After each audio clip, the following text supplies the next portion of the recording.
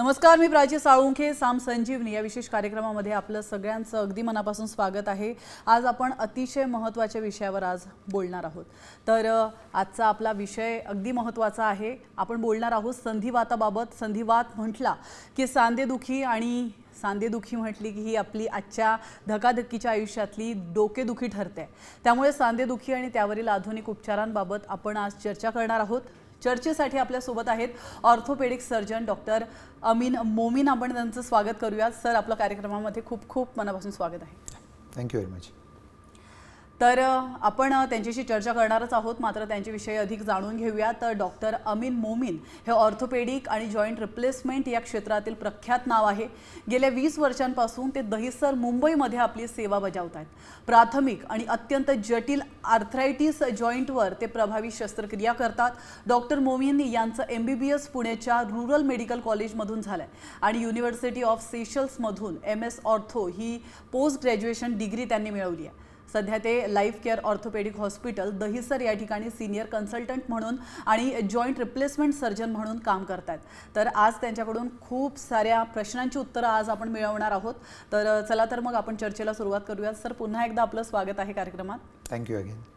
खरं तर osteo arthritis याविषयी मला जाणून घ्यायला आवडेल सुरुवातीला. याचा अर्थ काय आहे आणि नेमकी कसं तुम्ही त्याच्यावरती उपचार करत असता? साधी भाषामध्ये आपण सांगू शकतो की सांधेची झीज, याला मी ऑस्टिओ आर्थरायटिस म्हणतो. नॉर्मली बॉडीमध्ये देवाने जेवढेही जॉईंट बनवले ते सगळे जॉईंटमध्ये बोन एंड्सवरती एक विशेष प्रकारचं आवरण असतो. आम्ही त्याला कार्टिलेज म्हणतो. नॉर्मली हे कार्टिलेज स्मूथ मुवमेंट प्रोव्हाइड करतो आणि जॉईंटमध्ये फ्रिक्शन नाही होत. फ्रिक्शन नसेल तर स्मूथ मुवमेंट होऊ शकतो आणि आपण नॉर्मल रुटीन ॲक्टिव्हिटीज करू शकतो. पण काही कारणामुळे द कॉमनेस्ट वय होऊ शकतो, संधिवात होऊ शकतो, ज्याने हे कार्टिलेजमध्ये जेव्हा डॅमेज होईल आणि घर्षण होतं जेव्हा मुवमेंट केली तर हे घर्षणाने मग आपल्याला दुखणं होतो आणि पुढे जाऊन सांधाची डिफॉर्मिटी आणि आर्थरायटिस फुल स्टेजमध्ये होऊ शकतो. याला मी ऑस्टिओ आर्थरायटिस म्हणते. अच्छा सर, या ऑस्टिओ आर्थरायटिसचे काही प्रकार असतात का आणि ते कोणते कोणते? नॉर्मली एक प्रायमरी ऑस्टिओ आर्थरायटिस आहे जो व्यायामानुसार सगळ्यांना होतो. म्हणजे जसं कॅटरॅक्ट एक प्रकारचा आजार आहे जो व्यायामानुसार होतो. तसंच ऑस्टिओ आर्थरायटिस एजिंगमुळे होऊ शकतो. पण भरपूर पेशंटमध्ये आर्थरायटिसचं स्पेसिफिक कारण होऊ शकतो. आपण संधिवात ज्यांना म्हणतो, जसं की रुमॅटॉइड आर्थरायटिस आहे, गाऊट आहे, कोणाला काही मार लागला असेल सांधामध्ये आणि त्याला कार्टिलेज डॅमेज झालं तर हे डॅमेजमुळे नंतर त्याला आर्थरायटिस होऊ शकतो. आम्ही त्याला सेकंडरी ऑस्टिओ आर्थरायटिस म्हणते. दोन प्रकार, एक प्रायमरी एक सेकंडरी. प्रायमरी नॉर्मल आपण वयामानुसार जे होतं त्याला सांगू शकतो. बिलकुल.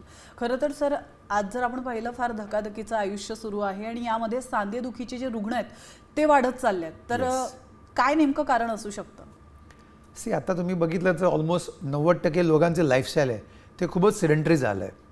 एक्सरसाइज ऑलमोस्ट लाईफमधून गेली आहे आणि आहार सगळ्यांचा चेंज झाला आहे. नॉर्मल बॅलन्स डाएट नाहीच आहे, व्यायाम नाहीच आहे. दुसरं, आता जे लाईफ एक्सपेक्टन्सी आहे ते लोकांची वाढत चालली आहे. मेडिकल ट्रीटमेंटमध्ये एवढं ॲडव्हान्स असल्यामुळे लोकांची लाईफ ऑलमोस्ट जे आधी 60-65पर्यंत असायची आता ऑलमोस्ट 75-80पर्यंत गेलं आहे. आणि लोक 70, 75, 80 वर्षामध्ये पण ॲक्टिव्ह आहे. आपल्या मोदी साहेबांनाच बघा तुम्ही, ही इज ॲक्टिव्ह ॲट 75, 78. लोकांची डिमांड खूप वाढत चालली आहे आणि लोकांना आता दुखणं नाही पाहिजे आणि ॲक्टिव्ह लाईफ पाहिजे. त्याच्यामुळे असं आपल्याला जाणवतो की लोकांचं जे आर्थरायटिसचं प्रमाण आहे तो वाढत चाललं आहे. आणि आता बेटर फॅसिलिटीज अवेलेबल असल्यामुळे लोक ट्रीटमेंट करून घेते आणि आपल्याला ॲक्टिव्ह ठेवायचा प्रयत्न करतो. बिलकुल. त्याच्यामुळे आपल्याला असं वाटतं की आर्थरायटिसचं ॲक्च्युअल प्रमाण वाढलं आहे. बिलकुल बिलकुल. पण हे ऑस्टिओ आर्थरायटिस आहे, त्याची नेमकी कारणं काय असू शकतात? कशामुळे त्याचं प्रमाण वाढतं? नॉर्मल हे एजिंग आहे. जसं वय वाढते हे आजार कोणालाही होऊ शकतो. बॉडीचे जेवढे जॉईंट आहे सगळ्यामध्ये ऑइल कमी होतो, थोडं कमी किंवा जास्त प्रमाणात. पण बॉडीमधलं जे कॉमनेस्ट जॉईंट आहे ज्याच्यामध्ये आर्थरायटिस होतो ते गुडघे आहे आणि सेकंड कॉमनेस्ट जॉईंट आपला हातचा अंगठा. भरपूर लेडीज किंवा जेंट्समध्ये वय झाल्याने नी नंतर अंगठाचा पण त्रास होऊ शकतो. तो याला आपण एजिंग म्हणू शकतो. म्हणजे कमी किंवा जास्त प्रमाणात सगळं ते होणारच आहे. बिलकुल. तर रुग्णांना साधारण कसं कळतं की त्यांना ऑस्टिओ आर्थरायटिस आहे किंवा त्याची मेन लक्षणं काय आहेत? कोणत्याही पेशंटमध्ये नॉर्मली हे 40-45 नंतर सुरू होतो. आपली वय 40 किंवा 45चं बियॉन्ड झाली आहे आणि तुम्हाला सारखं गुडघ्यामध्ये दुखत राहतो आधीमध्ये. युजली जेव्हा सुरू होतो तेव्हा दुखणं पाय जास्त दुमडून बसताना होतो. जसं आपण मांडी घालून बसते की आपण इंडियन बाथरूममध्ये कसं पद्धती बसतो ना, जे आपण गुडघा पूर्ण दुमडतो, बिलकुल. तो जास्ती गुडघ्यात दुमडून बसल्यानंतर आपण जेव्हा उठतो तेव्हा आपल्याला हे त्रास जाणवतो. पण हे त्रास एवढं कमी होतो की आपल्याला वाटलं की मेजर प्रॉब्लेम नाही आणि आपण याला इग्नोर करते. पण हे अर्ली आर्थरायटिसचं लक्षण होऊ शकतो. दुसरं, भरपूर पेशंटला जिने चढणं आणि उतरताना त्रास होऊ शकतो. बरोबर. सो हे अर्ली सायन्स होऊ शकतो. सो आपली वय 40-45चं बियॉन्ड आहे आणि प्रत्येक वेळा जी मी उठणं बसणं करते, मांडी घालून बसून उठते दुखतो, तर तुम्हाला डॉक्टरना त्याच्यासाठी एकदा कन्सल्ट केलं पाहिजे की हे आर्थरायटिस आहे की दुसरं काही कारण होऊ शकतो. सर, अनेक जणांना असं वाटतं की आपल्याला संधिवात आहे किंवा आपले जॉईंट पेन करतायत, तर आपल्याला आता शस्त्रक्रिया ही करावीच लागणार आहे. तर किती % असं होतं की एखादा तुमच्याकडे संधिवाताचा पेशंट आलेला आहे आणि तुम्ही त्याला शस्त्रक्रिया करायला सांगताय? सो शस्त्रक्रिया I would say the last stage आहे. ओके. म्हणजे अगर पेशंट वेळेवरती डॉक्टराकडे गेलं तर ऑलमोस्ट 70-90% पेशंटला तेव्हाच बरं करू शकतो. पण नॉर्मली पेशंटला असं जाणवतं की किरकोळ पेन आहे, याला काही करायची गरज नाही आणि ते नॉर्मल सेल्फ मेडिकेशन करत राहते, ऑनलाईन बघत राहते, काहीतरी ट्रीटमेंट करत राहते. पण जेव्हा असं वाटतं खूपच भयंकर त्रास सुरू झाला, पाय वाकडे झाले आणि मग तुम्ही डॉक्टरांकडे जाते, मग डॉक्टरांनी तुम्हाला सांगितलं आता शस्त्रक्रिया करायची गरज आहे. सो आपल्याला असं वाटतं की डॉक्टर तर ऑपरेशनच सांगतो. पण if you go on early stage, म्हणजे इनिशियल स्टेजमध्ये तुम्ही डॉक्टराकडे गेले तर डॉक्टर बऱ्यापैकी त्याला नॉर्मल करू शकतो. बरं. आणि अशा वेळेला काही इंजेक्शन्स देखील दिले जातात. हे इंजेक्शन नेमके काय असतात आणि त्याचा कितपत उपयोग होतो? सो अर्ली स्टेज ऑफ आर्थरायटिसमध्ये जेव्हा वेदना जास्ती नसेल त्या बऱ्यापैकी मेडिसिननी क्युअर करू शकतो. पण कोणत्याही कारणामुळे सांध्यामध्ये खूपच सूज आली आहे, वेदना खूपच असेल, तर असं जॉईंटमध्ये गोळ्यांनी कंट्रोल नाही झालं तर आम्ही त्याला स्टिरॉइडचं इंजेक्शन देतो. हे एक प्रकारचं इंजेक्शन आहे. स्टिरॉइडनी सूज आणि वेदना कमी होतो, पण हे आपण सारखं नाही घेऊ शकत. हे खूपच वेदना असेल, सहन न होत असेल ते आपण घेतो. पण नॉर्मली जे कॉमन इंजेक्शन आम्ही जॉईंटमध्ये देतो ते जॉईंट लुब्रिकेशन वाढवण्यासाठी देतो. हे इंजेक्शननी जॉईंटमध्ये ऑइल प्रोड्यूस होतो. जेव्हा ऑइल जास्ती वाढलं तेव्हा सांध्यामध्ये घर्षण कमी होतो आणि आपण जॉईंटची लाईफ वाढवू शकतो. बिलकुल. सर, बऱ्याचदा असं होतं की आर्थरायटिसमध्ये लोक व्यायाम करणं टाळतात की नको, म्हणजे अजून जास्त त्रास होईल म्हणून त्यांना व्यायाम करायला आवडत नाही किंवा ते टाळतात. मग अशा वेळेला व्यायामाचं महत्त्व नेमकं काय आहे अशा सगळ्या परिस्थितीमध्ये? सो आर्थरायटिसचं प्रत्येक स्टेजामध्ये आय वुड से पहिलं, दुसरं, तिसरं आणि चौथं, चारही स्टेजमध्ये व्यायामाने खूपच फरक पडतो. फक्त जेव्हा वेदना खूप असेल, सांध्यामध्ये सूज खूप आली असेल, तेव्हा तात्पुरतं व्यायाम टाळलं पाहिजे. अदरवाईज प्रत्येक स्टेज ऑफ आर्थरायटिसमध्ये जे आपण रेग्युलर व्यायाम केलं तर हे व्यायामाने गुडघ्याची स्टिफनेस बऱ्यापैकी कमी होतो. दुसरं, आपण रेग्युलर व्यायाम करत असेल तर मांडी आणि काफ हे मसलमध्ये भरपूर ताकद होईल. हे ताकदनी गुडघ्याला भरपूर सपोर्ट भेटतो आणि गुडघ्याला आपण जेवढं सपोर्ट दिलं त्यांनी गुडघ्याची झीज बऱ्यापैकी कमी होतो. सो रेग्युलर व्यायाम आम्ही डेफिनेटली म्हणतो की एक डेफिनेटली स्ट्रॉंग सपोर्ट आहे जे आर्थरायटिसची ट्रीटमेंटमध्ये आपण ॲड केलंच पाहिजे. ओके, म्हणजे व्यायाम केला पाहिजे. मग हा व्यायाम प्रकार नेमके कोणकोणते आहेत ज्याच्याने फायदा होऊ शकतो? सो नॉर्मल नी स्ट्रेंथनिंग आम्ही व्यायाम म्हणतो. से तुम्ही कोणत्याही डॉक्टरांकडे गेले तर डॉक्टर तुम्हाला रेकमेंड करणार, कारण कसं याच्यामध्ये कोणाचे पाय थोडे वाकडे असेल किंवा ॲडव्हान्स स्टेज ऑफ आर्थरायटिस असेल तर त्यांचं व्यायाम थोडं वेगळं होतो. पण इनिशियल स्टेज ऑफ आर्थरायटिस जेव्हा जास्ती झीजवरा नसेल तर बेसिक व्यायाम आपण कोणत्याही फिजिओकडे जाऊन आपण शिकू शकतो. बिलकुल. सर, पुन्हा एकदा त्या प्रश्नावर येते मी की ते म्हणजे शस्त्रक्रिया. तर सांधेदुखीच्या रुग्णांनी शस्त्रक्रियेचा विचार कधी करावा नेमका? सो आम्ही आधीच म्हटलं शस्त्रक्रिया म्हणजे लास्ट ऑप्शन आहे. जो पेशंटला भरपूर गुडघ्याचा त्रास आहे, भरपूर वर्षापासून त्रास आहे, त्यांनी औषध करून घेतलं, फिजिओथेरपी करून घेतली, इंजेक्शन घेतलं, बरं होतच नाही आहे आणि हे दुखण्यामुळे जेव्हा तुम्हाला असं वाटतं की माझं रुटीन आहे, मी करू शकत नाही, मी वॉकला नाही जाऊ शकत, मी शॉपिंग नाही करू शकत, मला कुठे फिरायला जायचं, मला दोनदा विचार करावा लागतो मी बाहेर जाऊ की नाही. सो जेव्हा आपलं रुटीन इफेक्ट होतो, रोज गोळ्या खावा लागते, सगळंच करून थकले, मल्टिपल डॉक्टरला दाखवले आणि सगळ्याच डॉक्टरांनी तुम्हाला सांगितलं की आता याला रिव्हर्स करू शकत नाही, ऑपरेशनची गरज आहे, मग असा पेशंटने definitely quality of life improve करायसाठी डेफिनेटली शस्त्रक्रिया केली पाहिजे. बिलकुल. साधारण सर, शस्त्रक्रिया किंवा नॉर्मल उपचार म्हणजे गोळ्या औषधी असतील किंवा इंजेक्शन असतील याचा रेशो काय आहे? सो तुम्ही डॉक्टरकडे कोणत्या स्टेजमध्ये जातो, if you go in early stage like आम्ही म्हणतो ग्रेड 1 आणि ग्रेड 2 आर्थरायटिस. याच्यामध्ये ऑलमोस्ट 80-90% पेशंट बरे होऊन जातो. ग्रेड 3 जिथे जॉईंटमध्ये डॅमेज बऱ्यापैकी असतो त्याला आपण इंजेक्शन किंवा जॉईंटचं लुब्रिकेशनचा गोळ्या देऊन वाचवायचा प्रयत्न करतो. हे वेळा पेशंटनी बऱ्यापैकी काळजी घेतली, रेग्युलर व्यायाम केलं तर हे पेशंटला खूपच रिलीफ होऊ शकतो. ग्रेड 4 जेव्हा आतमधलं कार्टिलेज कम्प्लिटली डॅमेज आहे, जॉईंटमध्ये लुब्रिकेशनच नाही आहे, हे पेशंटला आम्ही जास्ती हेल्प करू शकत नाही ट्रीटमेंटनी. असं पेशंटला जास्ती ऑपरेशनसाठी जायची गरज पडतो. बिलकुल. सर, सध्या गुडघेदुखीचं देखील प्रमाण वाढत चाललं आणि असं नाही आहे की फक्त वृद्धांमध्येच हे प्रमाण आहे, तर तरुणांमध्ये देखील हे प्रमाण पाहायला मिळतं. अगदी 20, 25, 30 वर्षाच्या महिला असतील किंवा पुरुष असतील त्यांना देखील हा प्रमाण तेवढंच मोठ्या प्रमाणात पाहायला मिळते. तर नेमकं यामागे कारण काय असू शकतं? सो आमच्याकडे असं पेशंट आहे 20, 25, 30 वर्षाचं ज्यांचं आम्ही नी रिप्लेसमेंट केलेलं आहे. ओ.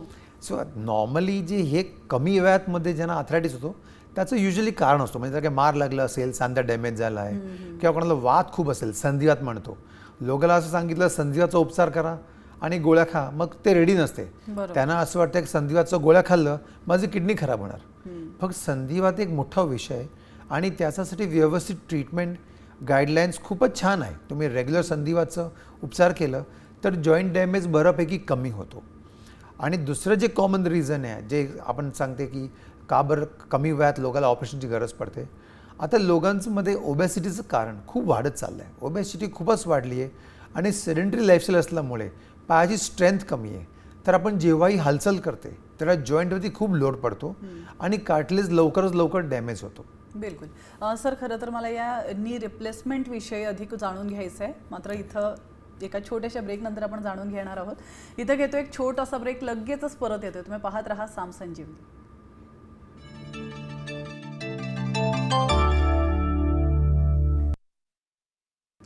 ब्रेकनंतर साम संजीवनीमध्ये पुन्हा एकदा आपलं स्वागत आहे. सांधेदुखीविषयी आपण बोलत आहोत, तर डॉक्टर मोमीन आपल्यासोबत आहेत. सर, ॲक्च्युली ब्रेकला जाण्याच्या आधी मला तुम्हाला विचारायचं होतं ते म्हणजे नी रिप्लेसमेंट विषयी. गुडघा बदलण्याच्या म्हणजेच नी रिप्लेसमेंट ऑपरेशनमध्ये नेमकं तुम्ही काय काय करतात? ओके. सो नी रिप्लेसमेंट 2 प्रकारचं आहे. आता कॉमनेस्ट नी रिप्लेसमेंट आम्ही जे करतो, पहिलं जे आहे त्याच्यामध्ये आम्ही म्हणतो का अर्ध जॉईंट चेंज करायचं, त्याला हाफ नी रिप्लेसमेंट किंवा युनिकॉन्डलर नी रिप्लेसमेंट म्हणतो. आणि दुसरी जी शस्त्रक्रिया आहे त्याला कंप्लीट म्हणजे टोटल नी रिप्लेसमेंट म्हणतो. हाफ नी रिप्लेसमेंटमध्ये आम्ही सांधाचं फक्त एकच भाग, 2 भाग असते आतमधलं आणि बाहेरचं, तर एकच भाग जो झिजलेला आहे तो आम्ही चेंज करतो. हे युजली यंग पेशंटमध्ये होतो ज्यांनी अर्ली स्टेजमध्ये डॉक्टरना कॉन्टॅक्ट केलं आहे आणि एकच साईडचा सांधा झिजलेला आहे, तर आम्ही फक्त झिजलेलं पोर्शन काढतो आणि त्याला रिप्लेस करतो. बाकी जे जॉईंट आहे जो नॉर्मल आहे त्याने आपण हात लावत नाही. याचे ॲडव्हान्टेज अर्ध जॉईंट चेंज केल्यामुळे त्यांचं लिगामेंट्स वगैरे आहे ते त्यांचंच असतो, आम्ही चेंज करत नाही. तर हे पेशंटची ॲक्टिव्हिटी लेवल ऑपरेशननंतर टोटल नी रिप्लेसमेंट केल्याचं पेशंटपेक्षा थोडी जास्ती असते. हे आरामात फोल्ड करून बसू शकते, ब्रिस्क वॉक वगैरे करू शकतो, ट्रेकिंग वगैरे करू शकतो. सो यंग आर्थरायटिक पेशंटमध्ये ज्याची लाईफची डिमांड खूप जास्ती आहे त्याच्यामध्ये आम्ही हाफ नी रिप्लेसमेंट म्हणतो. पण एल्डरली पेशंट आहे ज्यांची वय 55-60चं बियॉन्ड आहे, ज्यांना असं खूप ॲडव्हेंचरस ॲक्टिव्हिटीज नाही करायचं असेल, तो पेशंट आम्ही कंप्लीट नी रिप्लेसमेंट करतो. याच्यामध्ये जॉईंट जे कंप्लीट डॅमेज झालं आहे ते कंप्लीट जॉईंट आम्ही काढून टाकतो, डॅमेज पोर्शन. लिगामेंट जे डॅमेज झालं आहे त्यांना पण आम्ही काढून टाकतो आणि त्याचा बदल आर्टिफिशियल मेटल आणि विशेष प्रकारचं प्लास्टिक असतो, त्याला आम्ही पॉलिथिन स्पेसर म्हणतो, ते आम्ही मध्ये टाकतो आणि नवीन जॉईंट बनवतो. याच्यामध्ये जॉईंट कंप्लीट चेंज होतो. सो जेव्हा जॉईंट नवीन झालं त्या जॉईंटमधून पेन होत नाही आणि पेशंटची ॲक्टिव्हिटी लेवल ऑलमोस्ट बऱ्यापैकी आपण इम्प्रूव्ह करू शकतो. बरं. सर, UKR आणि TKR या शस्त्रक्रियांविषयी तुम्ही काय सांगाल? हे प्रकार नेमके काय आहेत? सो UKR म्हणजे अर्ध जॉईंट चेंज करा, TKR म्हणजे पूर्ण जॉईंट चेंज करा. ओके. सो तुम्ही जेव्हा अर्ध जॉईंट चेंज केलं तर तुम्हाला हे माहीत असलं पाहिजे की जे जॉईंट चेंज केलं आहे त्याच्याशिवायचं तुम्ही जे ठेवलं आहे ते नॉर्मल असलं पाहिजे. सो बाकी जे तुम्ही चेंज नाही केलं त्याच्यामध्ये काही प्रॉब्लेम असेल आणि तुम्ही अर्धच जॉईंट चेंज केलं तर आपल्याला दुखणं राहू शकतो. टोटल नी रिप्लेसमध्ये आम्ही पूर्ण जॉईंट चेंज करतो, म्हणजे आम्ही कोणतंही डॅमेज पोर्शन ठेवतच नाही. सो जेव्हा आपल्याला डाऊट असेल किंवा अर्ध करायचं किंवा पूर्ण करायचं आणि वय 55चं बियॉन्ड असेल तर आय वूड प्रिफर की तुम्ही पूर्ण जॉईंट चेंज करा. कारण आता जे नवीन जॉईंट आले त्याची लाईफ एक्सपेक्टन्सी बऱ्यापैकी छान आहे. ऑलमोस्ट 20-25पर्यंतचा जॉईंट चालतो. अच्छा. सो तुम्ही 55मध्ये ऑपरेशन केलं असेल तर 60-70-80पर्यंत तुम्हाला घेऊन जातो. येस. सो तुम्ही 80पर्यंत आरामात नॉर्मल सर्वाईव्ह करू शकतो. चालणं कितीही पाहिजे ते करू शकतो. उठणं बसणं प्रवास करणं हे सगळंही अर्ध किंवा कंप्लीट जॉईंट रिप्लेसमेंट तर आपण एन्जॉय करू शकतो. बिलकुल. आणि सर नी रिप्लेसमेंट नंतर रुग्णाला बॅक टू नॉर्मल व्हायला किती वेळ लागतो, म्हणजे कधीपर्यंत साधारण तो चालू शकतो? सो आमचं जे ऑपरेशनचं नॉर्मल प्रोटोकॉल आहे त्याच्यामध्ये सकाळी ऑपरेशन झालं तर 90% पेशंट सेम दिवस संध्याकाळी उभे होऊन चालते. सेकंड डे तो पेशंट घराचं हॉस्पिटलमध्ये बाहेर रूमचं बाहेर येऊन नॉर्मल वॉकिंग करते. आम्ही त्याला वॉकर देतो. थर्ड डे पेशंट स्वतः बाथरूम जातो. म्हणजे तुम्हाला कोणाला 2 माणसं ठेवायची गरज नाही पडणार की रुग्णाला तुम्ही बाथरूम जायला सपोर्ट लागेल. थर्ड डे पेशंट बाथरूम स्वतः गेला. चौथ्या दिवशी डिस्चार्ज होणार. घरी 5-6 दिवस आम्ही त्यांना वॉकर देतो. मोस्ट ऑफ द पेशंट 8वा-10वापासून मोकळं चालते. ज्यांना असं वाटलं की मला थोडं दुखणं वाटते तो पेशंटला आम्ही थोडं काठी देतो. 15व-16व दिवसांनी जेव्हा आपण टाके काढले 90% पेशंट मोकळे चालू शकतो. ओके. 1 महिन्यामध्ये ऑलमोस्ट ते बिल्डिंगचं खाली जाऊन फेरे मारते आणि 1 to 1.5 मंथमध्ये आपण घराचं सगळंच रुटीन काम करू शकतो. आपण जॉबला डेफिनेटली रिझ्यूम करू शकतो. अच्छा. तर नी रिप्लेसमेंट नंतर लगेचच रुग्णाला जर हालचाली करायच्या असतील, म्हणजे तो 1 महिना जर थांबू शकत नसेल, तर साधारण कोणकोणत्या हालचाली तो करू शकतो सुरुवातीच्या काळात? सो नॉर्मली आपल्याला वाटलं की मला आराम भेटणार नाही आहे, मला पटकन चालायचं असेल, सो थोडीही स्ट्रेंथ पेशंटची छान असेल मसलमध्ये तर त्यांना घरी थांबायची गरज पडत नाही. आमच्याकडे असं भरपूर पेशंट आहे जे 7 डेजमध्ये बिल्डिंगचा खाली जाऊन फेऱ्या मारते. त्यांना वॉकरची गरज नाही पडत, काठीची गरज नाही पडत. पण पेशंटचं वजन खूप जास्ती आहे. ओव्हरऑल त्याची फिजिकल स्ट्रेंथ कमी आहे, म्हणजे ताकद कमी असते. तर तो पेशंटला रिकवरला थोडी वेळ लागतो.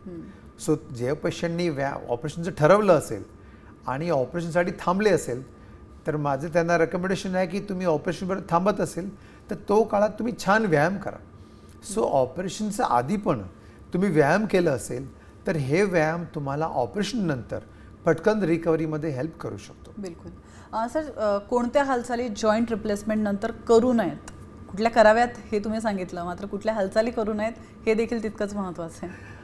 सो आता जॉईंट रिप्लेसमेंटमध्ये ॲक्च्युली एकच कॉन्ट्रा इंडिकेशन आहे की जो पेशंट सर्जरी विथस्टँड करू शकत नाही, म्हणजे ज्याला आम्ही ऑपरेशन केलं पण त्याची जी ओव्हरऑल मेडिकल कंडिशन एवढी वीक आहे की ऑपरेशन करणं त्यांचं बॉडीसाठी धोका आहे, त्याला आम्ही म्हणतो.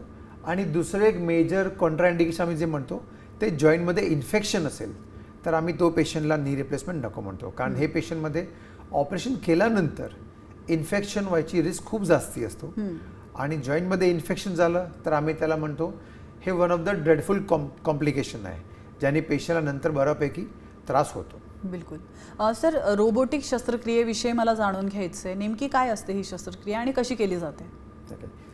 सो आता नवीन जे जॉईंट रिप्लेसमेंट ॲडव्हान्स आलं आहे ते रोबोटिक नी रिप्लेसमेंट आलं आहे.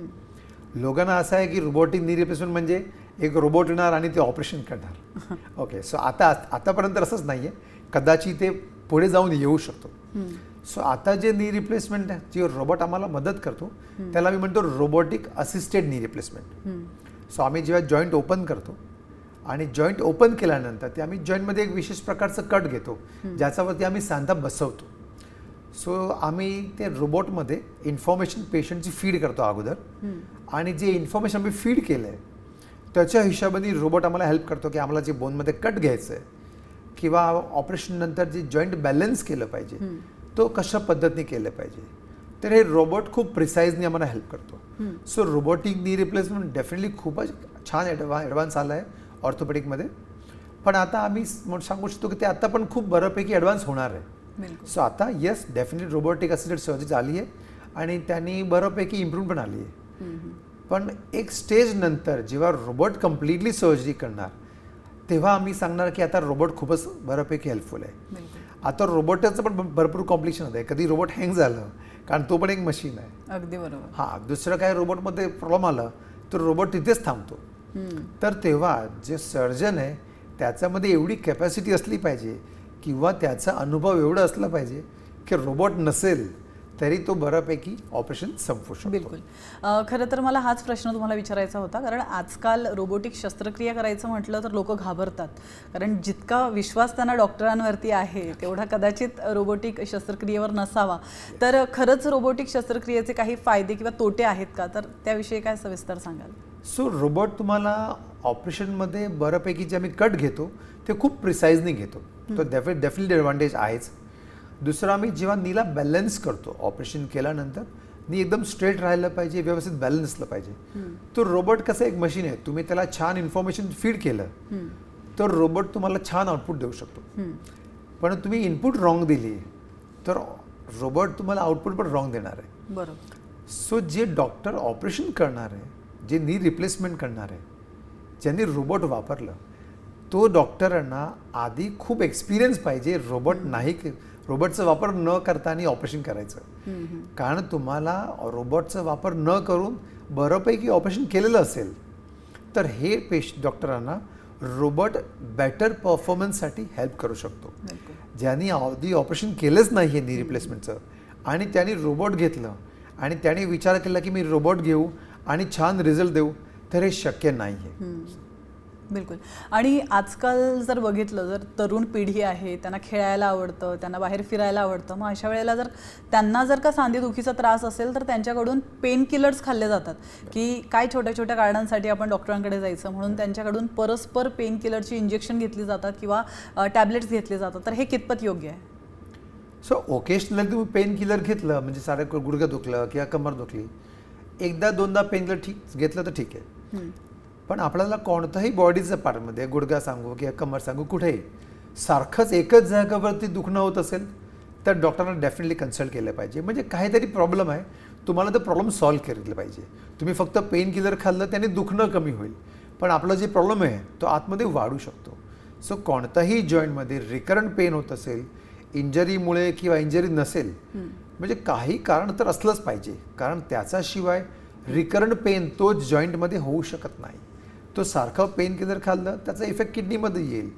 आमच्याकडे भरपूर तरुण पेशंट्स आहेत, ते जिम गोईंग पेशंट्स आहे, ते जिममध्ये जायचं, भरपूर हेवी व्यायाम करायचं आणि गोळ्या खाऊन चालवायचं.